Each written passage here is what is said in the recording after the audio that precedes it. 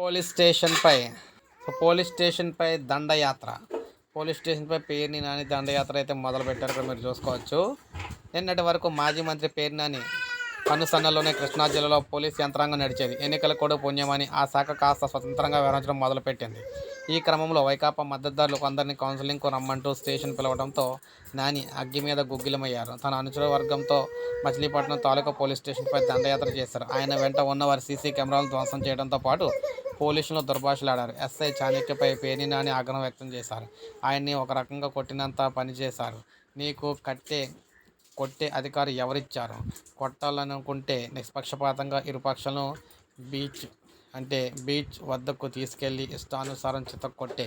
ఎన్నికలు కూడా వచ్చిందన్న కారణంతో తెదేపాకు కొమ్ములు కాయాలని ఎలా వ్యవహరిస్తున్నావు? కాకి డ్రెస్ వేసుకుని సీట్లో కూర్చునే అర్హత నీకుందా? ఆ వ్యవహారంలో ఎన్నికలు ఎలా వెళ్ళాలి?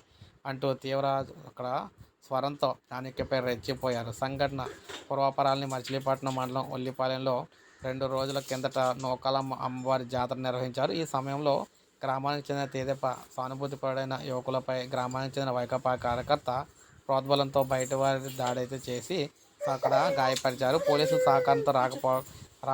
సకాలంలో రాకపోవడంతో దాడికి పాల్పడిన వారిని గ్రామస్తులు తగు రీతిలో బుద్ధి చెప్పారు. దీంతో వారికి గాయాలయ్యాయి.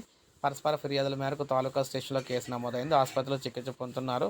ఉల్లిపాలెం గ్రామ తెదేపా సానుభూతిపరులను మాజీ మంత్రి కొల్లు రవీంద్ర, జనసేన నాయకులు అయితే పరామర్శించారు. దాడి సంఘటనపై ఎన్నికల కమిషన్కు ఫిర్యాదు కూడా చేస్తామన్నారనమాట. అయితే ఎవరైతే దాడి చేశారో వారికి కౌన్సిలింగ్ ఇచ్చేందుకు స్టేషన్కి అయితే పిలవడం జరిగింది. ఎప్పుడైతే స్టేషన్కి అయితే పిలిచారో అప్పుడు ఈయన వైకాపా పార్టీకి సంబంధించిన నేతను పిలవడంతో ఈయన అయితే వెళ్ళారన్నమాట.